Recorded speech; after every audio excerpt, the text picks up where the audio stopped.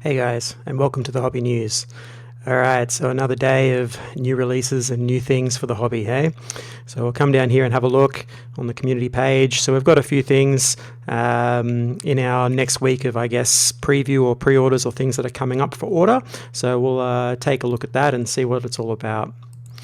So we've got some Ogre stuff for Blood Bowl. So there's a bit of a theme this week. We've had some other Blood Bowl stuff, some classic releases released for them, and a couple other things in here as well. So let's take a look.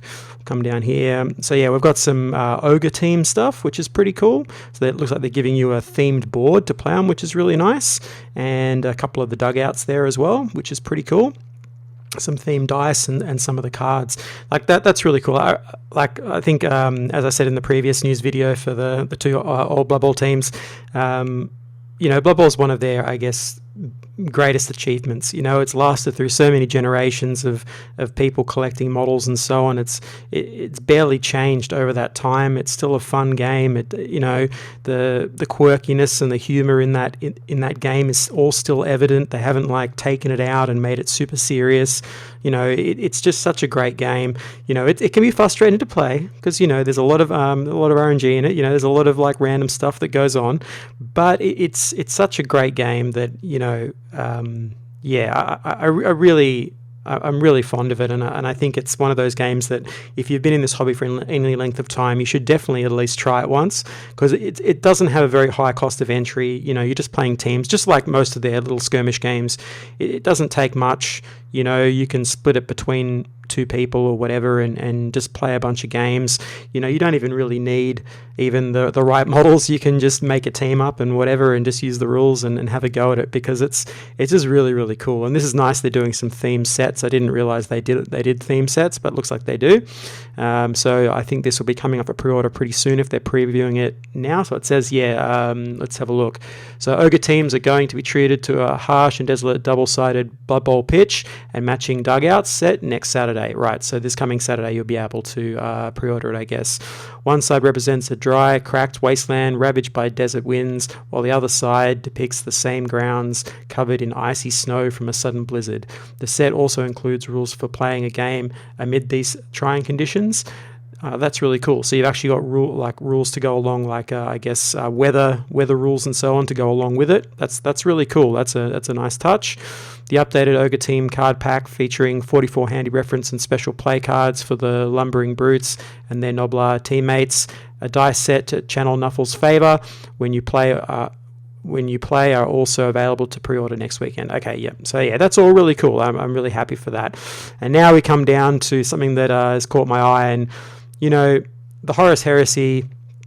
Back when I was first collecting all this stuff back in the day, that this wasn't a thing, and since coming back into the hobby, this has become a thing, or at least, obviously it's a few years ago now that they released it, but it's been continuing on, and it's definitely very intriguing. Right when I first sort of dropped out of the hobby back in the day, I was just in the middle of accumulating bits for a pre-heresy Death Guard army, and to come back into the hobby and them having a whole range of pre-heresy Death Guard stuff and all that that sort of thing before they turn, and all the first founding chapters have all these models and all that sort of stuff. It's really lovely to see, and so it's been slowly calling to me, but the real thing that I think is starting to turn me towards it, apart from the fact that I do like it still, I know maybe Horus Heresy players will like the rule set, but maybe some of the players that play 40k and AOS probably don't like that rule set as much, because it's basing off an older style of gameplay. So what I mean by that is, there's very different morale in the game, very different stuff for vehicles. You have frontages and side armor and all that kind of stuff. It plays like the old game in a lot of ways, but with an amalgamation of new rules as well. And so a lot of people may be turned off by that, but that kind of intrigues me, because I kind of of like some of those old rules, and to play a set that kind of, you know, blends both is kind of a really intriguing prospect, right? But the real thing that's been drawing me in is this new flavor or style or design style that they're going for, and, you know, upscaling everything, and their new way that they're actually presenting this stuff to hobbyists out there, to us, you know, with a much more heavy metal style approach to the color schemes and the paint job, the photography of it, all that stuff. Now, I'm not trying to, you know, put any slants on more realistic weathered sort of styles, because they're really beautiful too.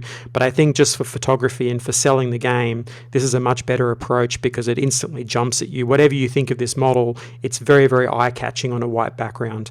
You know, you're really seeing everything here, all the details, you know, and it is beautifully sculpted, even if it sits outside of maybe your own personal aesthetic for Horus Heresy, if you're a diehard fan, which maybe there might be issues with some of these newer sculpts and newer design aesthetic that they're going with. I can perfectly understand that, but just generally speaking, for a broader audience, this is pretty appealing, and it means that it's also much more convertible and interchangeable with 40k. You can use parts and so on, do your conversions, all that kind of stuff. But if you want to get into Heresy, you know, this slightly larger scale, for me being old, I actually like this, because one thing I noticed when I was getting back into all this stuff is that I really enjoy the upscaling of everything.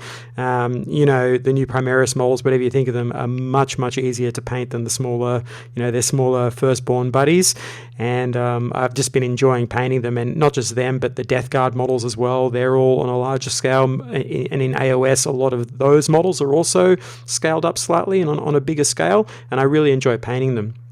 You know, I've been painting a bunch of the Stormcast Eternals at the moment. If you have a look at my channel, you'll see some little hobby tutorials for those. But I've been really enjoying that. They're so much fun to paint, even the old ones, and I know the new ones are coming. I'm sure they'll be just as much fun. So yeah, in terms of me getting into this, back to my point, we know there's rumors of maybe a plastic starter box set and so on with some Mark 6 armor.